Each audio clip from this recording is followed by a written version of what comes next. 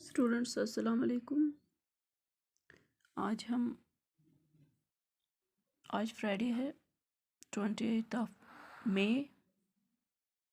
आज हम pros portion में से from the diary of a young girl पढ़ेंगे। ये जो एनी फ्रैंक थी, she was born in 12th of June 1929 and died 1945. In her life वो डायरी लिखती थी। She was a German Jewish girl. तब तक वो जर्मन में ही रही जब तक वो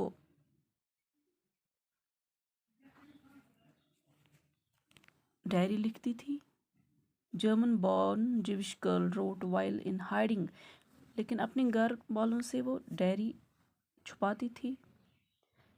friends in Amsterdam during the German occupation of Netherlands in World War. Amsterdam is the capital of Netherlands. जब वर्ल्ड वॉर सेकेंड हुआ, नाजिज़्म हुआ, वहाँ हिटलर ने बहुत जुल्म किया, तो फ्रैंक अपने बाप के साथ, सारी बहनें वो गई थी, माइग्रेशन की थी। तो वार की वजह से उसकी डायरी वहीं पे रह गई थी। तो वहाँ पे क्या हुआ, उसको हुआ था, कोई बीमारी लग गई थी उसको। The diary was given to Anne Frank on her 13th birthday. जब वो 13 साल की हुई, उसको ये डायरी बाप ने दी। Chronicles and events of her life were there. It was eventually translated from its original Dutch into many languages. ये ट्रांसलेट हुआ था। उसने जो डायरी लिखी थी, फिर लास्ट पे उसका बाप ही जितना रह गया, क्योंकि वो सारे मर गए। Annie talks in this diary to her friends about ordinary everyday things. Any अपनी फ्रेंड्स के साथ ऑर्डिनरी बातें करती है। जो कुछ भी उसको सीक्रेट था, वो न अपने माँ बाप से शेयर कर सकती थी, न फ्रेंड्स के साथ। उसको भरोसा नहीं था। Perhaps she is in search of a real friend. उसको कोई रियल फ्रेंड नहीं था to whom she can open her heart. She finds a friend and calls it Kitty. वो अपनी एक फ्रेंड बनाती है डायरी, उसका नाम रखती है किटी। क्या नाम रखती है? किटी। एनी फ्रैंक एक फ्रेंड बनाता है जो कि हर एक सीक्रेट उसके साथ शेयर करती है। उस डायरी का नाम डायरी। डायरी और डेयरी में फ़र्क है। डायरी मीन्स जर्नल, जिस पे हम कुछ इवेंट्स लिखते हैं, अपनी सीक्रेट्स लिखते हैं। और dairy means storage and distribution of milk. कोई ऐसा स्टोर हाउस होता है जहाँ से मिल्क प्रोडक्ट्स और मिल्क डिस्ट्रीब्यूट होता है, उसको हम डेयरी कहते हैं। और डायरी जर्नल को कहते हैं। जर्नल पे हम कुछ भी लिख सकते हैं, अपनी secrets. And she made a friend, namely Kitty. It is her diary in which she does not jot down the facts but also pens down her most intimate feelings. वो हर एक चीज़ उसमें मेंशन करती है। In this lesson, she also provides us a brief sketch of her life and her emotional association with her grandmother. उसको अपनी grand mother के साथ बहुत मोहब्बत थी, वो भी इस पे मेंशन करती है। अपने इमोशनल ब्रीफ स्केच देती है। She also presents A picture of a classroom situation, वो भी इस डायरी में मेंशन करती है। अपने टीचर्स को, just like mister Keesing, maths teacher, who is annoyed with her and assigns her to write on essays as a chatterbox as a punishment. But she, however, justifies being a chatterbox in her essay that makes Mr. Kissing alone. ये जो Anne Frank थी, बहुत ही अच्छी लड़की थी, बहुत ही अच्छी writer थी, बहुत ही ज़हीन काबिल थी। क्लास में बहुत शोर करती थी और उसको टीचर कभी कभार उसको पनिशमेंट देते थे, एक्स्ट्रा होमवर्क्स। तो उस वजह से वो एक्स्ट्रा होमवर्क करके लाती थी, तो उससे टीचर इम्प्रेस हो जाता था, तो उसको बातें करने के लिए मना नहीं करते थे। देखो बेटा, मैं आपको पहले बताती हूँ कि प्रोज क्या होता है। प्रोज सिंपल लैंग्वेज है। प्रोज इज़ वर्बल और written language. It comes from the Latin word prosa oratio. इसका मतलब है straightforward. Whatever we have in our mind we can simply say tell a story. Our thoughts, our language which we jot down in a simple words is called prose. Anne Frank is a little Jewish girl.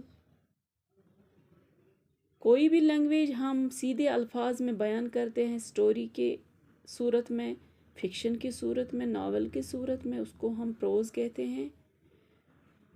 Dairy और diary में आपको फ़र्क पता चला। जो Anne Frank थी, ये एक डायरी, उसकी कोई फ्रेंड, खास फ्रेंड नहीं थी to whom she can be intimated, और वी कैन से डायरी में जो कुछ वो सीक्रेट्स लिखती या फ्रेंड के साथ सीक्रेट्स शेयर करती, उसको कोई फ्रेंड ऐसा नहीं था। तो वो क्या करती थी, उसने एक डायरी बनाई फ्रेंड, उसका नाम रखा किटी। तो किटी पे सारा कुछ मेंशन करती थी। She used to write a diary. In her diary, she gives a sensational accounts of her life. Amazing accounts, gorgeous accounts.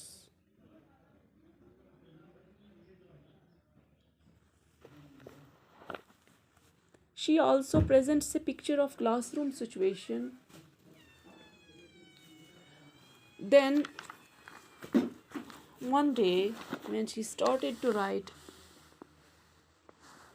diary, writing in a diary is really a strange experience for someone like me. This chapter contains the first few pages of her diary. She tells why she decided to keep a diary. She had no one with whom she could share a feeling of her heart. देखो बेटा, page number 20. Let us start. Writing in a diary is really a strange experience for someone like me. Not only because I have never written anything before, but also because it seems to me that later on neither I nor anyone else will be interested in the musing of a 13-year-old girl.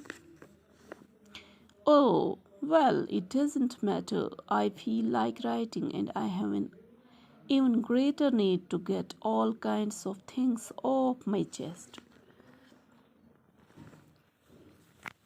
ये कहती है, writing a diary is a real strange experience for Annie. जो पहली बार वो लिख रही थी तो ये एक ख़ास एक्सपीरियंस थी, उसके लिए तो स्ट्रेंज ही था। Not only because I have never written, इसलिए कि नहीं कि उसने कभी नहीं लिखी थी, वो ये कहती थी कि स्कूली लड़की के ख्यालों में कोई दिलचस्प, वो कहती है कि जब मेरी डायरी कोई पढ़ेगा तो उनको यकीन नहीं होगा कि वो गहरी सोच में पढ़ेंगे कि क्या 13-year-old गर्ल भी डायरी लिख सकती है। Oh, well, it doesn't matter.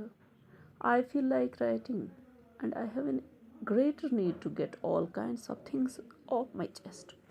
वो अपने दिल से निकालना चाहती थी। Paper has more patience than people. Most important line. Paper has more patience than people. That means paper को बहुत पेशेंस होती है, सब्र होता है लोगों से। ये कैसी बात है, आपको समझ आएगा? बेटा ये सच कह रहा है। इफ वी जॉब राइट, हम लिखेंगे paper has more patience than people. Paper has more patience than people. Paper को बहुत सब्र होता है लोगों से। It is true. Whatever we jot down on papers or mention in papers, mention in diaries, अगर उसको कोई खोलेगा नहीं, ये डायरी खुद ब खुद किसी से नहीं बोलेगी। लेकिन लोग जो होते हैं, अगर हम उनके साथ if we share our secrets, लोग हमेशा उनका दिल फटने को आता है कि हम कब इनके सीक्रेट्स खोल दें। That is why Anne Frank has mentioned here that paper has more patience than people. Thought of this saying on one of those days when I was feeling a little depressed. ये depressed थी, पता नहीं उसको कोई feeling होगी ऐसी कि depress थी। एक 13 ईयर लड़की का ये सोच कि paper has more patience than people, क्या इस आज के जो 10th क्लास के स्टूडेंट 16 ईयर्स होते हैं, क्या वो सोचेंगे paper has more patience than people? देखो बेटा, ये जो जिविश लोग होते हैं, अंग्रेज़ लोग, इनके ख्याल, उनका 13 ईयर और हमारा 40 साल, इतना फ़र्क है। उनकी सोच विचार बहुत अच्छे होते हैं, काफ़ी बुलंद होते हैं। And was sitting at home with my chin in my hands. जिस तरह लड़कियां बैठती है ठुड़ी को अपने हाथ में लिए, ब्रूडिंग, गहरा सोच लिए हुए ये बैठी है, एंड लिस्टलेस, और लिस्टलेस मीन्स बेचैन, वंडरिंग वेदर टू से इन और गो आउट। ये क्या सोचती थी, क्या मैं अंदर जाऊं या बाहर ही बैठूं? I finally stayed where I was brooding. Yes, paper does have more patience, and since I am not planning to let anyone else read this stiff-backed means बिल्कुल सच्ची और ठीक ठाक। ये डायरी को ये मेंशन करती है, डायरी को ये बोलती है stiff backed. Notebook grandly referred to as a diary, हाँ। Unless I should ever find a real friend, it probably won't make a bit of difference. वो कहती है मेरी ये गहरी सोच बिल्कुल ठीक निकली, मैंने अपना ये सारा कुछ बयान कर दिया, रोज़मर्रा से मैंने स्टार्ट कर दिया इस पे लिखना, क्योंकि मेरी डायरी कोई फ़र्क नहीं बता देगी। Now I am back to the point that prompted, मुझे हौसला हुआ मी to keep a diary in the first place. I don't have a friend. मेरी कोई फ्रेंड नहीं है, अगर मेरी फ्रेंड होती भी उसके साथ मैं कॉन्सेप्ट शेयर नहीं करती, तो that is my I have now friend that is diary, namely Kitty.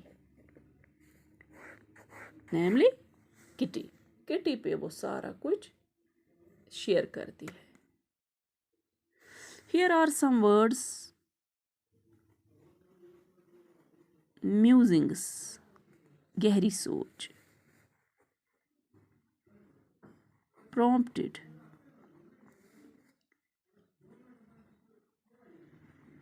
brooding, गहरी सोच, prompted means हौसला अफजाई,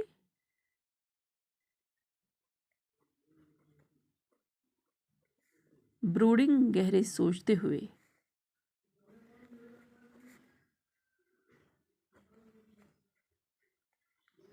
ये आप बेटा करोगे आज घर में, जितना मैंने आपको पढ़ाया ये आप सोचोगे, देखोगे। आपके पास नोट्स है, गाइड है, उस पर पढ़ो आप एनी के बारे में। I think that is sufficient for today. ये सिर्फ इंट्रोडक्शन थी, कल से हम स्टार्ट करेंगे। क्या लिखा है डायरी में एनी फ्रैंक ने। टिल देन, फी अमानिल्लाह।